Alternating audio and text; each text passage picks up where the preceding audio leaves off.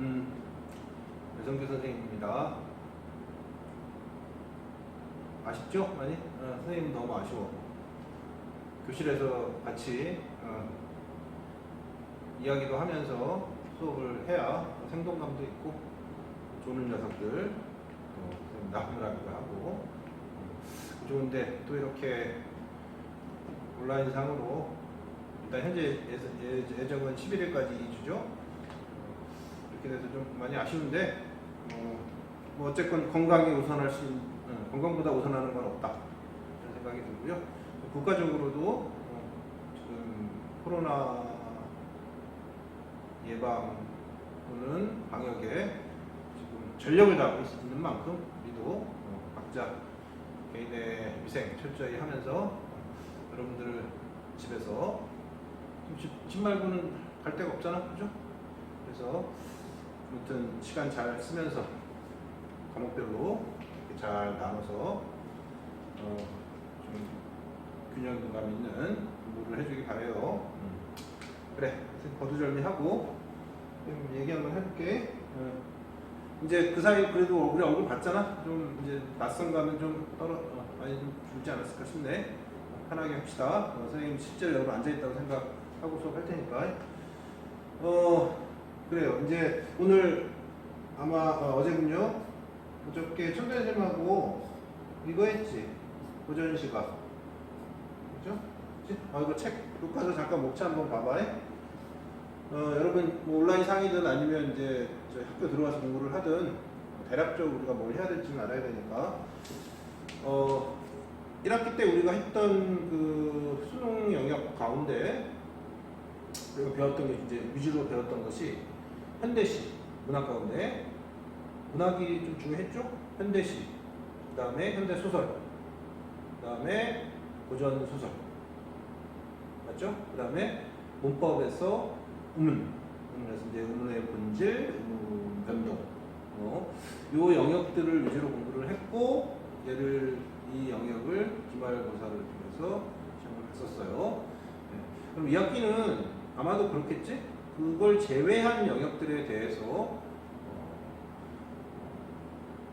공부를 우리가 해야 된다고 생각합니다. 그래서 이제 우리 고전 시가에서 중요한 주축 고전 문학에서 현대 고전 소설 했잖아. 그 다음 남은 게 이제 고전 시가잖아. 그렇죠? 그래서 도현 선생님께서 우선 여기를 시작하신 것 같아. 대망매가 하고 이제 다음에 이제 뭐 이렇게 시조, 향가, 그죠? 그 다음에 대망매가를 통해서 향가의 특성들을 했겠지? 대망매가 작품을 했고 이제 뭐 시조 하시겠죠?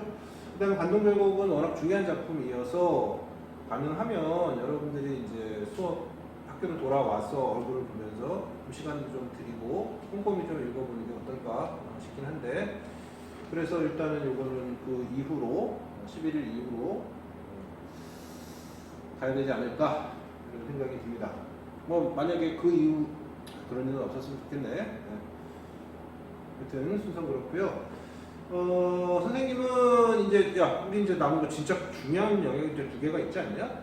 2개가 뭐 화작, 합법과 장문, 앤드 또 뭐 있죠? 맞아, 비문학이야. 그래서 우리 교과서에서 수록되어 있는 비문학, 뭐 굳이 따지면 뭐 설명문이든 논설문이든 그런 3편 정도가 있어요. 우선 첫 번째가 뭐냐 하면 그리고 선생님 순서는 이렇게 할 거야. 첫 번째가 뭐냐 하면 가장 1단원에 보시면 뭐가 있습니다. 과학 연구의 자유와 규제라고 하는 글이 있고요. 10문단짜리 우리 긴 글은 아닌데 수록되어 있습니다. 그래서 이거를 통해서 글을 어떻게 읽을 것인가에 대해서 선생님이랑 정리를 한번 해보는 시간 갖도록 하겠고요. 이건 뭐 일종의 주장하는 글의 성격에 가깝죠. 그 다음에 몇 단원이냐면 5단원에 가면 오주석 선생의 미완성의 걸작이라고 하는 글이 있고요. 얘는 굳이 따지면 이제 비문학 영역 가운데 이제 예술 영역에 해당되는 되겠지? 네. 좋은 글이고 재밌는 글인데 선생님은 아까 그 과학연구의 자유와 규제 한 다음에 예로 가지 않고요. 예로 가지 않고 어디로 갈 거냐 하면 어디 갔죠? 여기 있네요. 구단원에 이 독서와 관련해서 에디품 사랑의 기술 또 자유로부터의 도피 유명한 유태인계 철학자죠. 소유냐 존재냐 하는 책 한 권이에요. 좀 이거 할 때 보여줄 텐데 되게 두꺼운 책에서 일부를 발췌한 건데요. 요거를 선생님이랑 한번 검토해보는 거. 일단은 그 정도 선생님 생각하고 있어요. 11일까지는 첫 번째는 과학 연구의 자유와 규제, 두 번째는 에디프롬의 소유냐 존재냐. 이 두 가지를 선생님이랑 해볼 테니까 여러분들은 이 두 글을 미리 읽고 선생님 수업을 좀 들었으면 좋겠네. 예, 독서, 비문학이라고도 부르고, 역시 선생님이 계속 강조했고, 여러분들도 피부로 느끼겠지만, 이 독서 영역이야말로 여러분들이 이제 현실적으로는 우리가 모의고사 그리고 궁극적으로는 수능 시험에서 우리의 성적, 등급을 결정하는 키를 잡고 있는 가장 중요한 영역이다. 동시에 가장 또 학습하기, 성적 올리기가 좀 까다로운 부분이다. 여러분들은 이미 모의고사 많이들 풀고 있잖아. 네, 기출 문제들 중심으로 풀면서 실감하고 있으리라 생각합니다. 네, 그래서 단순하게 이런 글들을 선생님이 읽고 해설해주고 하는 거야 자습서도 있고요, 그죠? 그거는 또 우리 이 글들이 그렇게 어려운 글들이 아니기 때문에 여러분들이 읽고 이해하는 데는 큰 무리가 선생님이 생각하기에는 없다라는 생각이 듭니다. 그래서 시간이 좀 제약되어 있는 게 좀 아쉽긴 한데 우리가 현실적으로 독해라고 하는 거에 대해서 한번 근본적인 문제부터 독해 능력을 어떻게 하면 향상시킬 것인가에 대해서 한번 오늘은 그거에 대한 이야기를 선생님이 좀 해보고 구체적인 작품은 다음 시간에 오늘 했던 이야기를 토대로 해서 읽어가는 시간을 좀 가졌으면 좋겠어. 우선 이거 한번 볼까?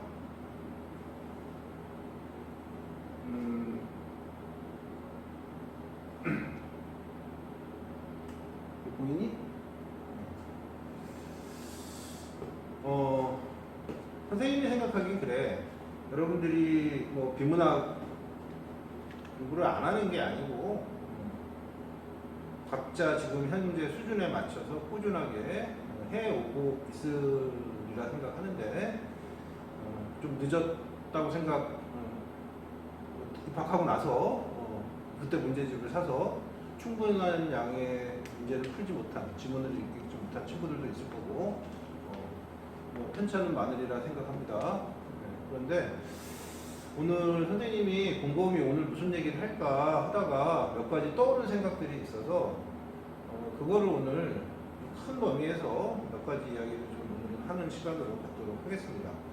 구체적으로 독해는 어떤 방식으로 해야 되고 독해 스킬은 어떤 것들이 있으며 이런 것들에 맞춰서 지문을 어떤 식으로 읽어가야 되는지 이런 것들은 여러분들도 이미 대충은 알고 있지 않니? 맨날 하는 얘기고 EBS 방송을 봐도 마찬가지고 여러분들 혹시 학원이나 과외에서 선생님들한테 수업을 들을 때에도 거의 비슷비슷해요. 그죠? 중심 문장을 찾고 그죠? 주요한 내용들을 잘 정리하고 그렇게 좀 읽어봐라. 구조적으로 봐라. 그죠? 분석해라. 수능 기출문제 이렇게 분석하는 거야. 등등. 여러 가지 했는데 그래 맞아. 그렇게 일정한 시간을 투자해서 지문들을 보는 건 좋은데 그게 잘 이게 내가 이제 익숙해져서 트레이닝을 그리는 것도 일종의 훈련이니까 그죠? 그런 것들이 이렇게 몸에 익어서 충분하게 성과를 거두는 경우 그렇게 많지 않은 것 같아요. 네. 그리고 선생님들 생각해보면 정말로 글을 읽는데 왕도라는 게 있을까? 라는 근본적인 선생님 의문이 좀 있어. 그렇기 때문에 항상 골머리를 알아요. 이럴 때일수록 조금 더 얕은 무슨 방법론 뭐 이런 것들보다는 아직 여러분들이 1학년이고 그렇기 때문에 좀 뭐랄까 좀 전공 그러니까 무슨 자꾸 이 방법 저 방법 기웃기웃거리고 그런 것들보다는 좀 우직하게 글을 읽는 그런 태도 자세를 갖는 게 더 중요하다 이런 선생님 생각을 가지고 있어. 그래서 때로 떠오르는 대로 이제 몇 가지 선생님 생각을 이렇게 적어봤으니까 무슨 방법론에 대한 이야기는 아니야. 이제 비문학 독해를 물론 이 중에는 오늘 방과후 때 지문 좀 본 사람이 있고 원래 계획대로면 2학기 때 경제 지문만 전문 중심으로 해서 좀 읽어볼까 방과후 때 그랬는데 잘 모르겠네.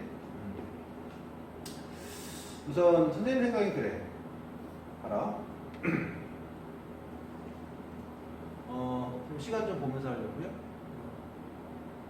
네. 우선 선생님 생각은 이래. 여러분들이 뭐 모의고사 보고 그 다음에 기출문제 풀면서 채점하고 막 그러잖아. 그랬을 때 비문학을 좀 아직 좀 편하게 좀 푸는 사람도 있겠지만 아직도 좀 어려워하는 친구들, 특히 분량 지문의 분량이 많고 또 제재가 여러분들이 평소에 별로 관심을 갖지 않았던 생소한 분야, 대표적으로 과학기술, 그 다음에 경제신문 이런 것들 아니겠습니까? 네. 보면서 어려움을 겪고 실제 문제풀이로 이어지지 잘 못하고 느낌 감으로 찍고 그래서 걱정 많이 이제 하고 있는 사람이 있을 텐데 근데 이제 공부는 어떻게 해야 돼? 결국은 이제 기출문제를 좀 푼단 말이야. 시간 제고 풀고 선생님 얘기한 대로 채점하고 이렇게 할 텐데 그래 맞아요. 그렇게 하긴 해야 돼. 뭐 일단 뭐 양치기라도 돼야지. 양치기, 양으로 승부 보는 거. 그런데 아까 선생님 그랬잖아. 성적이 양치기로 해도 잘 안 오른단 말이야. 더군다나 나는 책 한 권 그만큼 매산비 한 번 다 돌렸는데도 성적이 잘 눈에 띄는 성적 향상. 그 다음에 내가 국어 성적이 늘고 실력이 늘고 있나? 비문학 실력이 늘고 있나? 이런 근본적인 고민들이 생긴단 말이야. 물론 선생님은 그 양치기라도 해야지 된다고 선생님은 생각을 해. 그것조차도 안 하잖아, 많이. 예? 그런데 선생님 생각이 이래요. 비문학 성적이 잘 안 나오거나, 그죠? 때로는 이제 지문을 읽다가 되게 힘들 때 있잖아. 읽고 있는데 1문단 읽고 2문단 읽었는데 2문단에 어느 구절을 만나면서 엉클어지기 시작하는 거지. 그죠? 그러면서 내용 전체가 쫙 그러니까 1문단 내용이 사라지고 길을 잃고 미로에서 헤매는 듯한 느낌. 그죠? 그런 상태에서 이제 어떻게 문제를 풀겠어? 선생님은 그래. 비문학 성적이 잘 안 나오는 친구들은요. 그리고 이제 그 대비도 마찬가지인데요. 두 가지 케이스 아닐까 싶어요. 일단은 뭐 지문이 이해가 안 되고, 그렇죠? 상태에서 이제 문제를 푸는 거지, 그렇죠? 그런데 지문은 이해가 좀 어느 정도 되는데 문제풀이가 잘 안 되는 경우, 뭐 그렇겠지? 성적이 안 나온다는 건 문제풀이 결국은 문제를 틀린다는 거니까. 그런데 선생님이 보기에 아직 여러분 1학년이고, 그렇죠? 이제 점점 이제 차이가 생기겠지만 학생들 간에도 결국은 아무리 생각해도 지문이 이해되지 않은 상태에서 문제를 푸니까 생기는 문제 같아요. 문제풀이가 문제가 아니라 지문 자체를 이해하는 능력이 현저히 떨어진다. 내가 쉬운 지문은 다 쉬워. 그거 가지고 변별이 안 되고 조금만 지문의 난이도를 또는 분량을 늘리거나 또는 조금 여러분들이 생소한 분야 지문을 주게 되면 그게 여러분들한테 큰 부담으로 다가와서 지문 자체를 이해하지 못한 상태에서 문제를 풀다 보니 틀리는 거죠. 뭐 당연한 얘기지만 지문 이해를 내가 충실히 하는 쪽으로 문제는 좋아요. 뭐 시험 때는 맞춰야겠지만 문제 여러분 연습하는 과정에서는 문제보다는 지문을 조금 더 꼼꼼히 있는 연습을 좀 했으면 좋겠다. 이게 선생님 지론이야, 생각이야. 지문을 잘 읽어야 그게 결국 문제풀이로 이어지는 것 같습니다. 지문이 이해가 되면 선생님 생각에는요, 어려운 문제들이라고 생각되는 것도 쉽게 잘 풀려요. 그러니까 아무튼 지문 이해에 조금 더 여러분들이 공을 들이는 습관을 좀 가졌으면 좋겠고요. 그치? 시간이 걸려도 상관없습니다. 그래서 일단 문장에서 뭐 선생님들 얘기하는 거지? 독해라는 게 별거 아니잖아. 하나의 문단에서는 보통 그죠? 이렇게 해서 구술 관계를 가지고 있는 예를 들면 한 4개 정도 이게 1문단이라고 치면 그지? 여기서 이 문장에는 반드시 핵심어가 있다. 핵심 화제 여기에 있을 수도 있고 여기에 있을 수도 있어요. 그죠? 거기에 해당되는 거 여기에 있다면 이 문장은 그냥 독립적으로 존재하는 게 아니거든. 얘는 얘가 있으니까 얘가 나오는 거라고. 그러니까 얘가 여기에 만약 핵심 내용이 있으면 얘가 또 여기에 있든지 아니면 여기에 있다고요. 그죠? 그리고 마찬가지야. 요것도 마찬가지야. 여기서 또 중요하다고 여기에 뭐 중심 내용이 있으면 요게 여기로 가든지. 그치? 요렇게 이게 맥락이라고.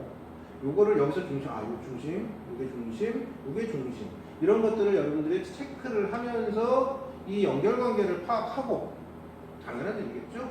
그리고 예를 들면 이제 4개의 문장이 있다고 생각되면 한 문단 안에 그지? 이 중에 1, 2, 3, 4 4개의 문장이 있지만 결국 이 문장에서도 이 문단에서도 가장 중요한 핵심 역할을 하고 있는 중심 문장이 하나 있을 거예요. 그죠? 그거를 찾고 이 연습을 계속 해주는 수밖에 없어요. 이걸 이제 실예를 가지고 이제 나중에 이제 선생님하고 보겠지만 그죠? 나머지는 다 뒷받침 문장이야. 그래서 얘를 말하기 위한 부속품 같은 것들이지. 얘를 말하기 위해서 얘네가 필요한 거예요. 그렇죠? 뭐 다음 문단도 마찬가지. 그랬을 때 이 문단하고 이 문단의 또 연결관계. 이런 것들을 여러분들이 자꾸 체크하면서 체크는 형광펜일 수도 있고 밑줄일 수도 있고 간단한 메모일 수도 있어요. 그렇죠? 어미 이런 거 다 빼고 어휘 위주로 단어 위주로 요 뒤에도 이제 그런 내용 나오니까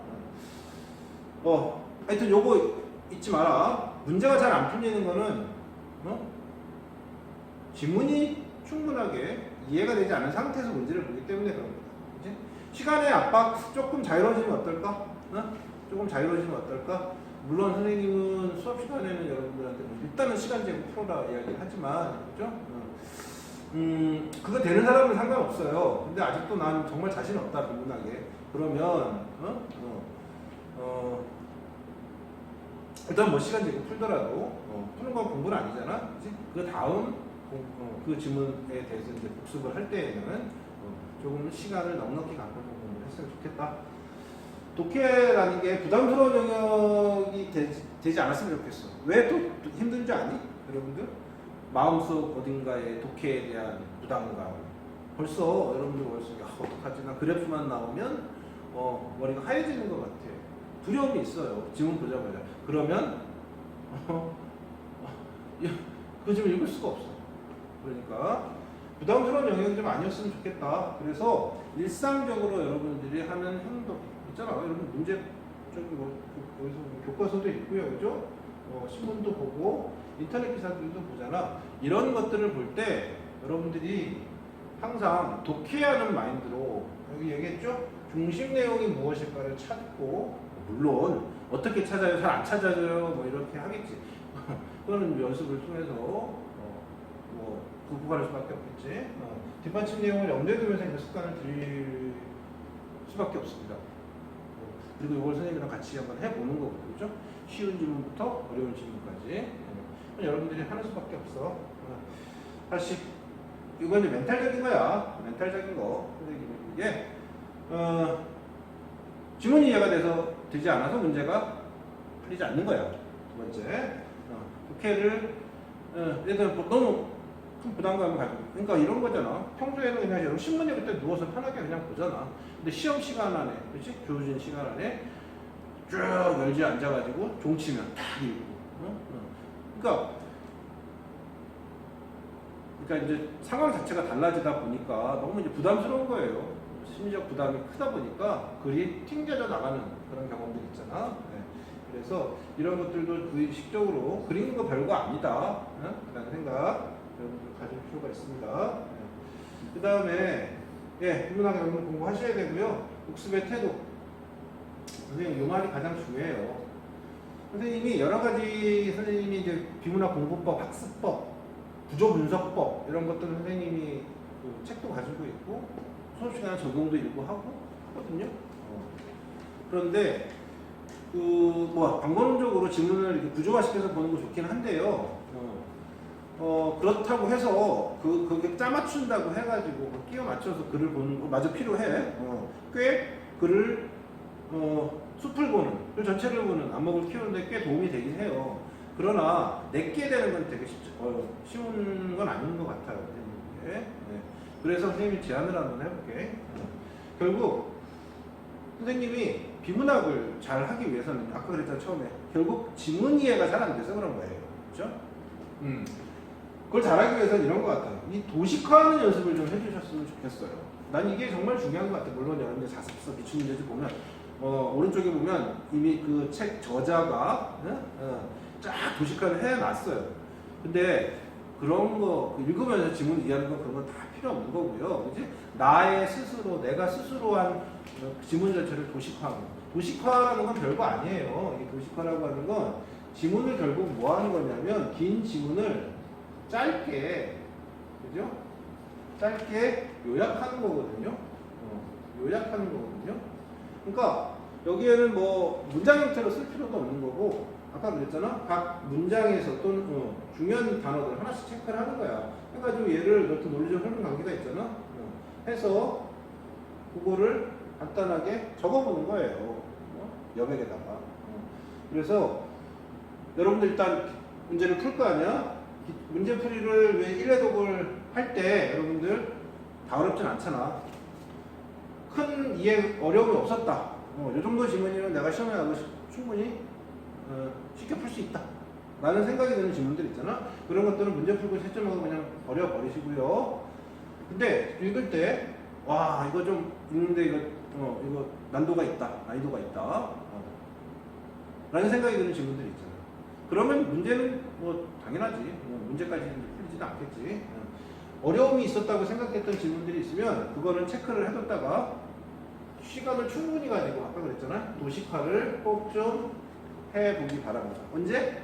2회차 독해를 하고 나서는 도식화를 한 다음에 그 문제를 다시 한번 보세요. 그러면 1회독 때 잘 안 풀렸던, 보이지 않았던 정답의 근거들이 생각보다 잘 보인다는 느낌을 받게 될 거예요. 그러고 나서 그런 걸 여러분 자꾸 느끼셔야 돼. 이 도식화라는 말, 여러분들 각자의 도식화의 방법을 좀 만드셨으면 좋겠어요. 여러분들 각자의. 그리고 선생님이랑도 이제 도식화의 방법에 대해서 이야기를 선생님 나름대로 해본 것들 여러분 보시고 그렇게 좀 봤으면 좋겠습니다. 다시 도식화 딴 거 아니야? 긴 글을 줄이는 연습이야. 중요한 요점만 따서 긴 글을 줄이는 연습이고요. 결국 이 과정을 거쳐야 독해력이 신장이 된다. 그 글 전체를 보면서 독해력이 신장이 된다. 선생님은 이런 나름대로의 좀 결론이 있어요. 도식화하는 연습. 알겠죠? 아까 선생님 그랬어요. 일상적으로 글 읽는 독해 행위는 일어나야 돼요. 그래야 시험 시간에 보는 게 특별하고 아주 곤란한, 긴장되는 글 읽기가 아니게 되는 거예요. 그래서 매일 선생님은 인문화나 보통 이제 철학 지문이겠지? 경제 분야 세 지문을 실제 시험에서도 그렇잖아요. 풀었으면 사실은 좋겠어요. 풀었으면 좋겠어요. 근데 이제 그게 좀 부담스러운 친구들도 있을 수 있겠지? 그러면 뭐 2개 정도. 그러나 하여튼 2개까지 건너뛰지 말고, 그지?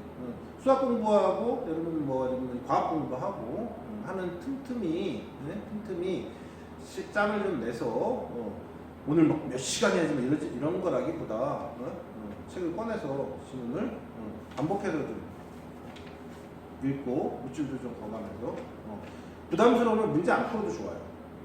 극단적으로 얘기하면 문제 안 풀어도 좋아요. 그러나 꾸준하게 다른 영역의 지문들을 좀 읽어가는 연습을 하면 훨씬 더 쉽다고. 그래서 지문 여백 있죠? 여기다가 이때 이거는 여러분 1회독 이후에 다시 2회독 할 만한 가치가 있다라고 생각이 되는 이때 가치는 난이도가 높은 거.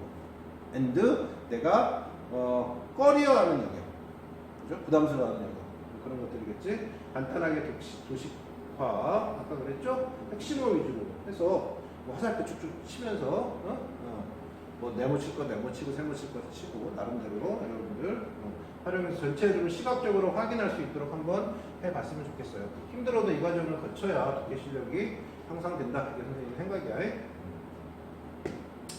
뭐 당연한 얘기입니다. 여러분들 뭐 몰랐던 것도 아닐 거고요. 그러나 한번 그래도 한번 상기할 필요가 있어서 선생님이 이야기를 한 거야. 요 얘기 한 번만 하고 선생님이 볼까요? 오늘 저 과학 연구의 자유와 규제는 다음 시간에 할 것 같아. 오늘 뭐 길게 할 생각 없어. 이런 생각을 선생님이 하나가 좀 들어봤어요. 글 읽는 게 과연 뭘까? 이거 한번 선생님 생각을 한번 해봤어요. 뭘까? 생각을 해봤어요. 글 읽는 거는 뭐 당연하게도, 그렇죠? 그걸 뭐 이제 독해라고 볼 수도 있고요, 그렇죠? 분석이라고 할 수도 있을 거고, 저자가 뭔가 전달하고자 하는 정보가 있잖아, 그지? 이걸 기록한 거라고, 그죠? 내 머리가 있잖아, 나가 있잖아, 그치? 여기다가 지문, 글의 형태로 된 거, 이거를 읽고, 그죠?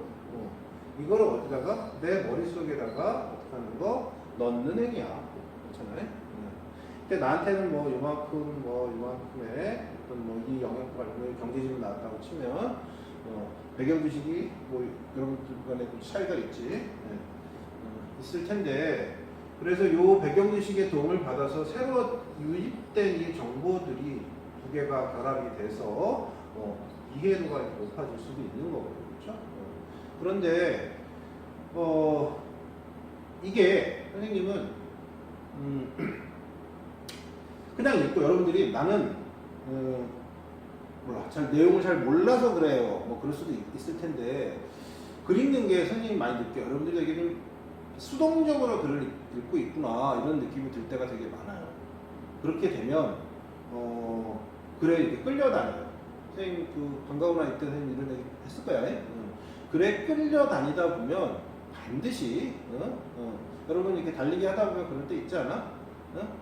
나보다 빨리 뛰는 애 쫓아가려고 해도 되게 쉽지 않잖아, 그지? 어느 순간 멀어져요. 그러면서 손을 놓게 되는 거지.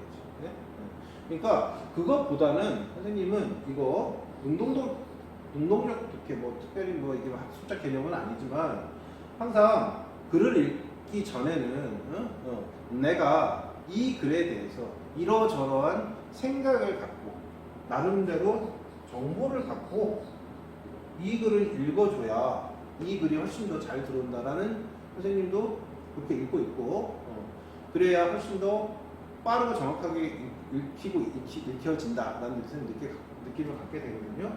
그렇다면 이 능동적 독해라고 하는 게 뭐냐 생각하며 읽기, 예측하며 읽기인데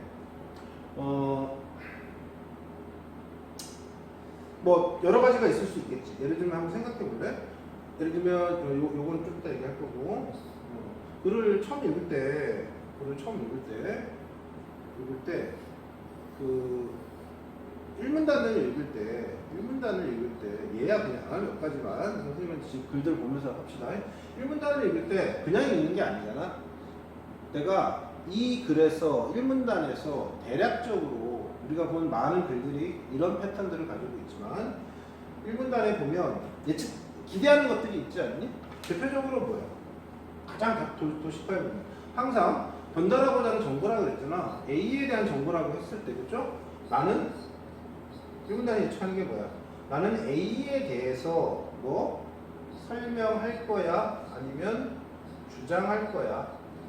라는 게 1문단에 반드시 있어야 되는 내용 아니냐? 그치? 그치? 그래서 그러면 여러분들 A에 체크를 해야 되고 또 1문단에 뭐 나와야 돼? 그런데 A라고 하는 거는 독자들한테 대체로 어때요? 생소하고 낯선 분야라는 말이야. 그치? 이거는 뭐 이제 과학 지문일 수도 있고 뭐 경제 지문일 수도 있고 과학 시험, 경제 시험 문제가 아니기 때문에 이 글 속에서 반드시 A란 무엇을 의미하는 거야 라는 내용도 반드시 이렇게 마련이죠. 그죠? 그치? 아니면 어떠한 A 또 뭐가 예측이 돼요. 그런데 대체로 보면 A는 그치? A는 A 다시와 A 다시 그치? 로 되어 있어. 그렇게 되면 그 다음 문단부터 그러니까 모든 글이 이렇진 않지만 여러분 가만히 봐봐.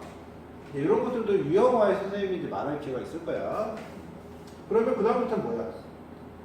A 전체적으로 조망하면서 글을 읽어야지라는 생각. 라는 생각. 그게 일정한 분량이 뭐 문단 차원일 수도 있고 한 문단 절반 정도가 두세 문장 정도로 있을 수도 있지만 그런 부분들을 이렇게 끊어가면서 아 이거는 여기에 해당되는 거고 여기에 해당되는 거고 요거의 차이점에 대한 이야기구나 라고 생각하면서 읽어야 된다라는 생각. 그게 선생님이 생각하는 머릿속 틀이라는 거예요. 아무런 생각하지 않고 글을 읽다 보면 길을 잃습니다. 길을 잃어요. 그렇기 때문에 선생님은 이 글을 어떤 식으로 읽어야지라는 적극적인 글에 대한 태도, 그걸 선생님 능동적 독해라고 생각을 해요. 생각보다 여러분들 잘 안 합니다. 기계적으로 그냥 읽고 풀고 아는 거지. 이걸 하기 위해서 선생님이 일테면 그 문제를 먼저 살짝 검토해보면 발문 또는 보기 또는 선지에 보면 이 능동적 독해를 할 수 있는 소스들이 좀 있거든요. 소스들이 있습니다. 그래서 그런 부분들을 먼저 생각하면서 읽었으면 좋겠다라는 거죠. 이 태도를 갖추지 않으면 쉬운 지문은 모르겠어요. 긴 지문에서는 낭패를 보기 딱 좋다. 이런 태도, 습관, 그 다음에 일정 정도 시간 투자를 통한 연습 이런 것들이 아마 갖춰져야 될 것 같아요. 알겠죠? 네. 예를 들면 봐라. 요거 선생님이 이제 왜 시간이 지금 그런데 이거 선생님이 왜 예를 가져왔냐면 잘 봐라. 흔히 이제 국어 영역은 이제 사고력을 본다고 한단 말이야. 2018년도 수능 킬러 지문에서 따온 거거든요. 여러분 요거 잠깐 생각 볼래요? 이거 봐라. 이거 눈으로 잠깐 볼래요? 단기에 뭐 다 볼 건 아니고 얘만 들 거니까. 단기에는 물가의 경직성으로 인해 구매력 평가설에 기초한 환율과는 다른 움직임이 나타나면서 오버슈팅이 발생할 수 있다. 가령 국내 통화량이 증가 이렇게 쭉쭉 나가잖아, 그렇지? 이 부분을 읽을 때 학생들이 많이 무너졌다고요. 겨우겨우 끙끙 막 하면서 이제 읽어왔어요, 그죠? 근데 이 부분에서 많이 무너졌어요. 그런데 잘 봐. 틀이라고 하는 거 어떤 틀을 가져야 되냐면 여기 나와 있는 내용 여러분들 실제 시험 보면 다 여러분들이 학교에서 배운 내용이 아니라 처음 보는 것들을 내용들 화제를 접하게 되는 거야. 그랬을 때 생각을 잘 해야 되는데 여기서 보세요. 눈에 벌써 들으면 물가, 환율, 오버슈팅, 통화량 등등등 어려운 말도 계속 나오잖아. 이런 개념들을 내가 경제학 공부를 했든 아니면 경제신문을 뭐 자주 봐서 기본적인 내가 소양이 있었으면 상관없어요. 그러면 땡큐지. 근데 그렇지 않은 가능성이 훨씬 더 높지 않느냐? 그랬을 때 요 부분을 읽으면서 내가 생각의 틀, 내가 어떤 전략을 세워야 하면 기출문제를 많이 푼 사람들은 이제 어떻게 생각하냐면 잘 봐. 이거 분석하려는 건 아니야. 단기 물가의 경직성으로 인해 구매를 평가설에 기초한 환율과는 다른 움직임이 나타나는 오버슈팅 발생. 그게 제일 중요한 단어. 선생님 그랬잖아. 한 문장에 하나 핵심을 하지. 오버슈팅을 체크했어야 되는 거예요. 그렇죠? 아, 오버슈팅을 설명하려고 하는구나. 그렇지? 가령 이렇게 묶으면서 국내 토론화량이 증가하여 유지될 경우 경직성이 증가하고 여기서 가장 중요한 단어가 뭐 같아요? 이런 단어들은 이제 유념이 유심히 봐야 되는 거지. 글을 잘 읽는다고 하는 것은 특히 최근에 트렌드는 거의 이래. 국내 통화량 뭐 하면 증가하면 그러니까 잘 봐. 유지될 경우 물가가 경직적이어서 이제 어휘도 이제 어휘 차이가 있는 거야. 예를 들면 이제 물가의 경직성 이러면 이게 뭐지 하는 사람도 있는 거고 경직되어 있다는 거 물가가 경직되어 있다는 거는 물가가 잘 오르거나 내리지 않는다는 거 아니겠어요? 그렇죠? 쉽게 오르거나 내리지 않는다. 경직되어 있던 그런 거 아니겠어? 이런 뭐 어휘 차이가 사실은 되게 학생들 사이에서 많아서 그래도 아무튼 핵심은 이런 거지. 국내 통화량이 증가하면 유지될 경우 물가가 경직적이어서 실질 통화량도 어떻게 된다? 증가하고 시장 금리라는 것은 어떻게 된다? 하락한다.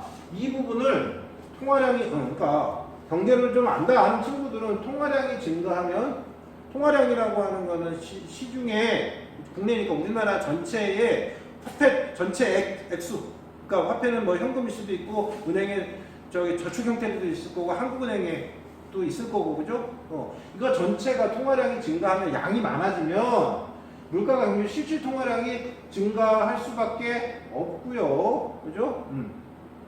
이거 뭐 인과는 당연하겠지? 이에 따라 시장금리는 하락한다. 왜 실질 통화량이 증가하면 시장금리는 하락하는가를 충분하게 설명되지 않았는데 여기서 왜 실질 통화량이 증가하면 시장금리가 하락한다 할까? 라고 생각하면서 여기서부터 이제 헷갈리기 시작하는 거지. 근데 전략을 잘 짜야지. 그것까지 가는 게 아니야. 그치? 이거 국어 문제잖아. 인과관계, 통화량이 증가하면 실질 통화량이 증가하고 이게 결국은 시장금리의 하락을 초래한다. 이게 다 인과관계 아닙니까? 아, 이건 인과관계니까. 그치? 얘 선행하는 게 이거고. 그쵸? 그래서 요거를 생각해보고 반대로 국내 통화량이 뭐 되면 감소하면 실질 통화량도 감소하고 시장금리는 뭐 할까? 상승하겠죠. 요게 일종의 추론이지. 뒤집는 거. 요렇게 내가 여기다 그럼 체크를 해둬야 되는 거지. 그치? 시험을 이제 풀 때. 그치? 하고 나서 여기서도 좀 계속 그래요. 이렇게 시장금리가 또 하락하게 되면 연결되잖아. 그치? 결국 어떻게 된다? 외국인 투자자금 해외로 빠져나가고요. 해외에서 새로 들어오는 돈, 자금 유입은 그죠? 위축되고 통화량이 결국 어떻게 될까? 감소하겠지. 그치?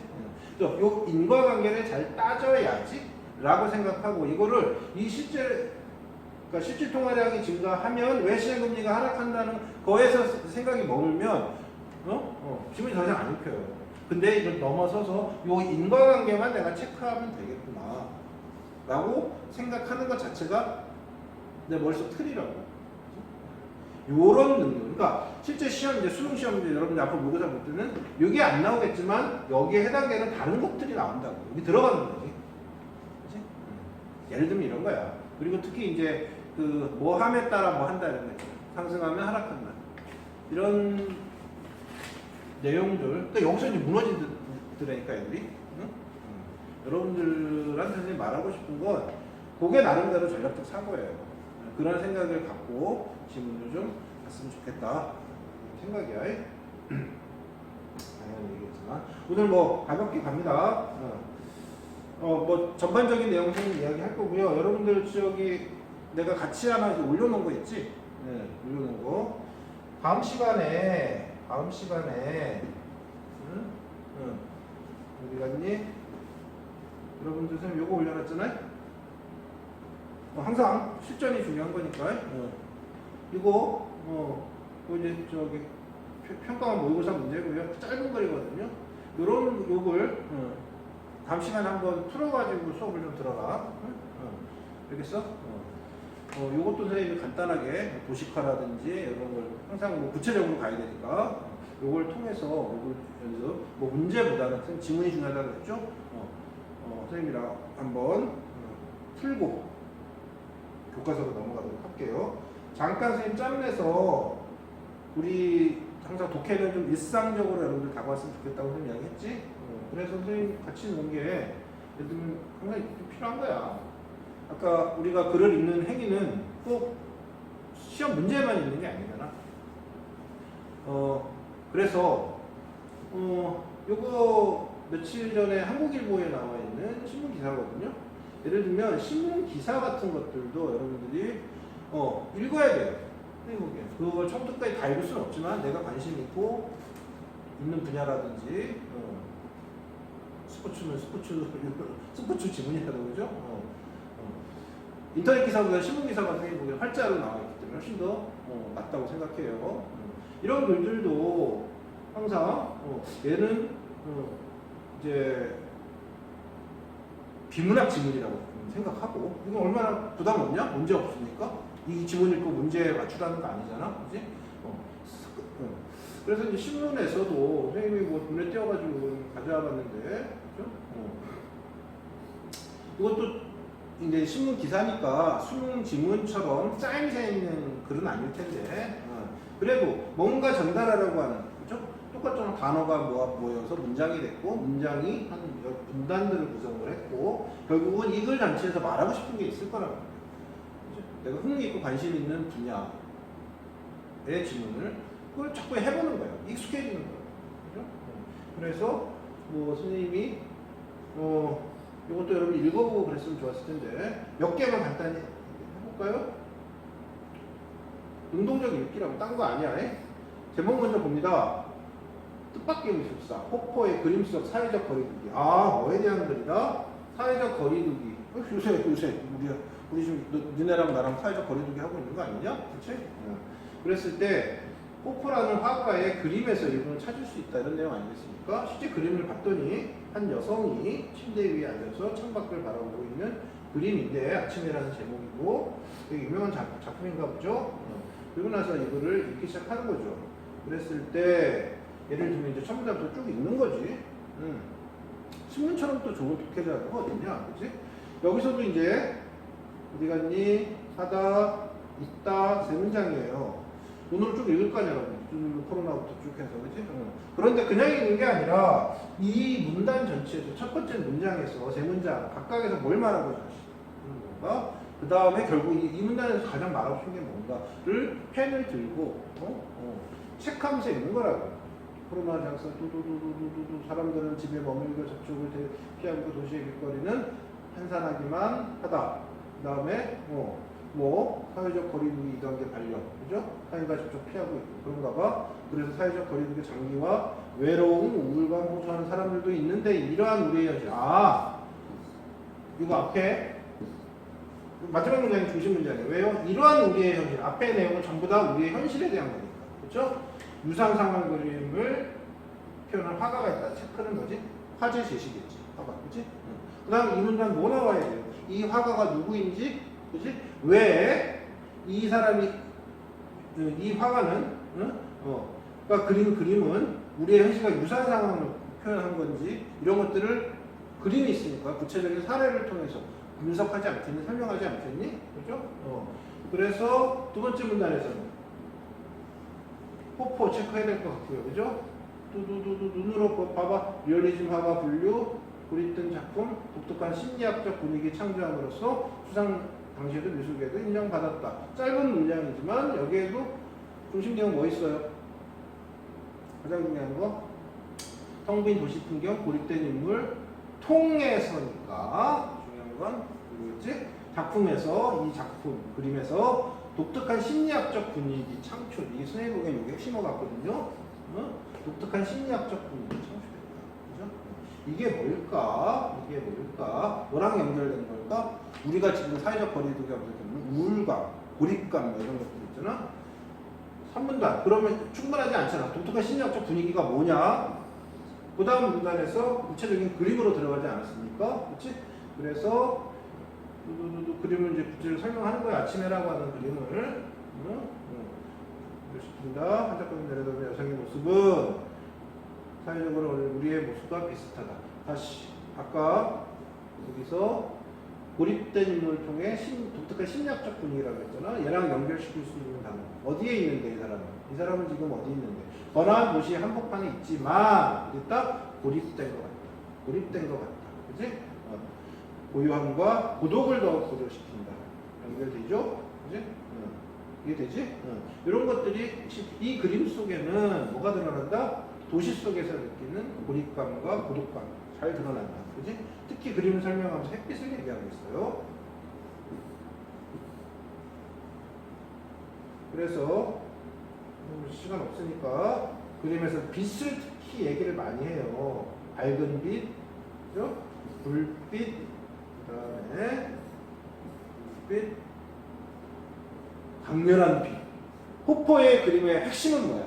빛이라고요. 빛. 그죠? 그래서 이걸 통해서 개인의 외로움, 권태, 고립의 분위기를 고조시키고 있고요. 호퍼의 그림의 핵심은 뭐라고? 빛이라고요. 그렇죠? 그래서 외로운 느낌을 복돋는다. 빛의 역할이 이거야. 호퍼가 빛을 이렇게 활용하고 있는 거지. 호퍼라고 하는 사람은 20년대에서 60년대 사이 경제적 가장 풍요로운 나라 미국인데 이거를 사실주의에 그렸는데 이거 말하고 싶은 게 아니죠. 그죠? 호퍼는요 미국의 장면, 미국적 장면을 묘사한 게 아니라 미스터리한 인물들의 심리와 화면의 독특한 분위기를 통해 화면의 독특한 분위기 이게 핵심이 뭐예요? 화면의 독특한 분위기 뭐예요? 바로 빛 같은 거죠. 빛을 그림 속에 어떻게 처리하고 있는지 활용하고 있는지 이거를 통해서 결국 뭘 잡아낸다? 현대인의 소외와 고독을 잡아낸다. 밑줄을 이렇게 가는 거예요, 선생님이. 그래서 20세기 초하고 여기는 21세기잖아. 이때도 뭐가 됐다? 산업화, 대도시화가 되면서 인간 소외가 나타났는데 21세기는 어때요? 이거와는 차원이 다른 거? 인터넷, SNS. 이래서 어떻게 됐다? 인간 소외가 훨씬 더 어떻게 됐다? 더욱 고립되었다. 이런 상태인데 여기 이제 뭐까지 들어온 거야? 지금 코로나로 우리가 팬데믹 그러면서 아예 이 바이러스에 의해서 우리가 더 거리를 둬야 됩니다. 우리의 고립감, 고독감 이런 거는 얼마나 더 심하겠습니까? 근데 한 60년대에 이미 이런 도시 속에서 느끼는 고립감 이런 것들을 빛을 활용해서 그리고 있는 뛰어난 작품이 있었다는 거 아니겠습니까? 그래서 이런 그림 뭐 별거 아닌 것 같지만 이렇게 신문을 통해서도 독해가 가능하고 이때 머릿속에는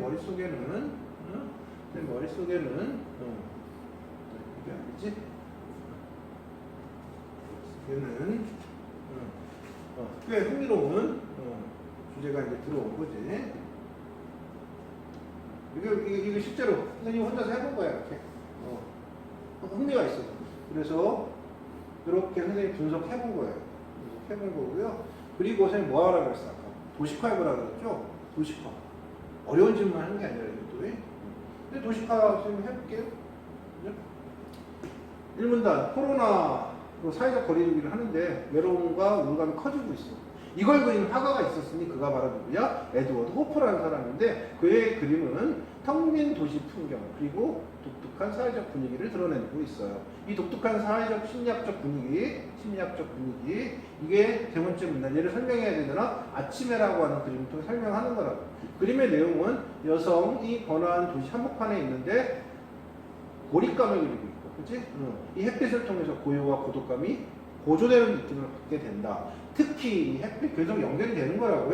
빛, 불빛, 강렬한 빛. 빛을 다양하게 활용하는 거죠. 특히 강렬한 빛. 그래서 개인의 외로움과 권태, 고립되는 분위기를 고조시키고 있습니다. 그렇죠? 특히 이 빛, 불빛, 강렬한 빛이 화면의 독특한 분위기고 다섯 번째 문단에 화면의 독특한 분위기를 통해서 개인의 외로움, 권태가 고립 분위기가 고조되는 것. 이거를 미스터리한 인물들의 심리라고 표현한 거거든요. 이걸 통해서 결국은 이게 그림이잖아. 현대인들의 소외와 고독감을 그려낸다. 20세기 초는 인간 소외, 21세기는 인터넷 SNS가 더욱 고립되고, 그죠? 여기에 코로나의 사회적 거리두기까지 결합이 돼서 우리는 훨씬 더 지금 고립감이 큰 거지. 고독하고 외로운 거지. 그치? 맞나요? 이런 모습들이 아침에라는 이 폭포의 작품의 의미이며 의의다 라고 요약이 되는데, 선생님 머릿속에는 꽤 이 지문을 하나 읽고 신문기사를 하나 읽고 머릿속에 흥미로운 전혀 몰랐던 포포라는 한 작가의 작품 세계의 지식이 생겼고요. 빛의 활용이 되게 주제를 드러내는 데 있어서 중요한 역할을 할 수 있겠구나 라는 생각도 갖게 됐습니다. 알이 생긴 거죠. 그죠? 여기서 더 관심이 생기면 그림 찾아보겠지. 인터넷도 막 검색하고, 그죠? 이런 게 또 즐거움이기도 하고요. 이거 왜 지금 얘기를 한 거야? 항상 글을 읽을 때 좀 분석하면서 읽으려는 습관이나 태도를 좀 가졌으면 좋겠다는 게 내 생각이야. 알겠죠? 오늘 별 내용은 없었어요. 비문학국회를 하는 마음가짐이랄까? 그런 것들 정도 위주로 이렇게 갔고요. 다음 시간에 교과서 준비하고 아까 얘기했던 나왔었던 그 실제론이라고 모의고사 질문 있었지? 교과서 가져오고 그거는 한번 읽고 문제까지 한번 풀어서 와도 오면 좋겠습니다. 알겠죠? 오늘은 간단했나? 이 정도로 마치도록 합시다. 이상